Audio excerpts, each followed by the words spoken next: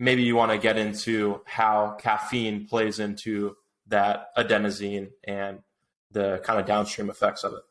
Yeah, totally. So in a world where you have no caffeine, say, yeah, like Drew said, you wake up, and from the moment you wake up, your body, you ramp up how much energy you use, and adenosine begins to be produced as this byproduct of energy breakdown. And adenosine builds up, and your brain has adenosine receptors all over it.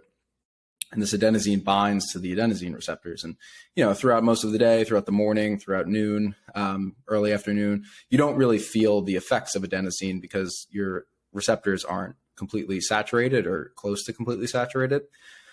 But by, the late afternoon, by nighttime, those receptors are almost completely saturated. And what this does is it's basically your brain's gauge of how much energy has been spent that day. And as those receptors are bound, it's basically a signal to your brain that, okay, we've been awake for a long time. We've burned a lot of energy. It's time to rest. And adenosine also has this anxiolytic effect. So it's very calming and relaxing for us. And it's also a crucial component in sleep architecture. So what Drew was talking about with sleep stages, it helps consolidate those sleep stages and keep them intact and makes them more robust, and helps kind of bring together, again, a lot of like these brain regions that need to come together for you to fall into a restful night of sleep. So adenosine is super important. Where caffeine comes in is caffeine as a molecule is very similar in structure to adenosine, but not the same structure.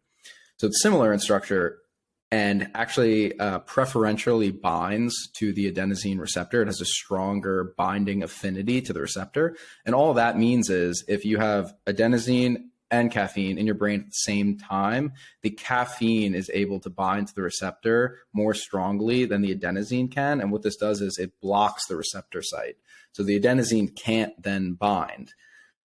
But so you're thinking, okay, caffeine's bound to the adenosine receptor. It probably just has the same effect. But no, because it's a slightly different molecule, it doesn't have the same effect as adenosine. It just blocks the receptor and prevents it from being bound by adenosine.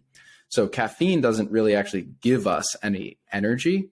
It just keeps us awake and feeling that feeling of wakefulness and preventing us from feeling the drowsy effects of adenosine.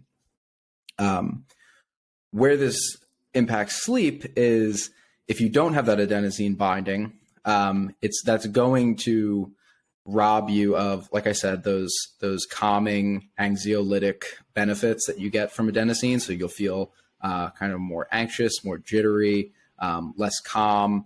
And then it's also going to prevent adenosine from having that effect on solidifying your sleep stages. So your sleep, even if you can fall asleep, you're somebody who you say, oh, caffeine doesn't affect me. I can fall right asleep after having a cup of coffee. That may be true. That's definitely true for some people. Some people are also faster metabolizers of caffeine, but it doesn't change the fact that you're still robbing yourself of the beneficial effects of adenosine and the beneficial effects that adenosine has on your sleep. So your sleep is still worse off for it. Even if you are sleeping, you're in a lighter, more fragile, a less restorative sleep from caffeine.